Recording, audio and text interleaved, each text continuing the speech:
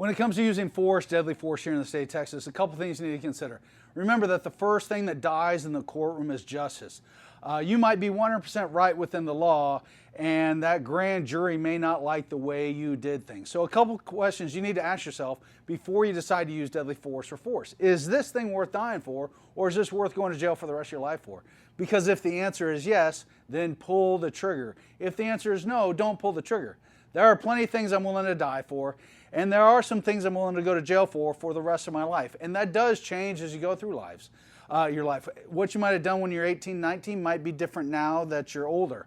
If you lose your job, your stuff becomes a lot more important to you. So those are things that you should reevaluate when there's major life changes or as you just go through life. And remember, there are 3 areas under the Texas Castle Law where if you use deadly force, you're generally considered the good guy. Inside your home, inside your motorized vehicle, or inside your place of business or employment. Inside those 3 areas, you are generally considered the good guy.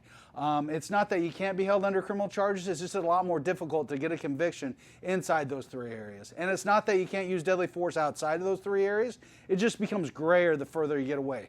So always remember, is this worth dying for? Is this worth going to jail for the rest of your life for? Because that will answer a majority of your questions, even when you're in another state. Because at the end of the day, I might be held on criminal charges and I might go to jail, but if I'm in jail going, if I had to do it all over again, I would, you made the correct answer.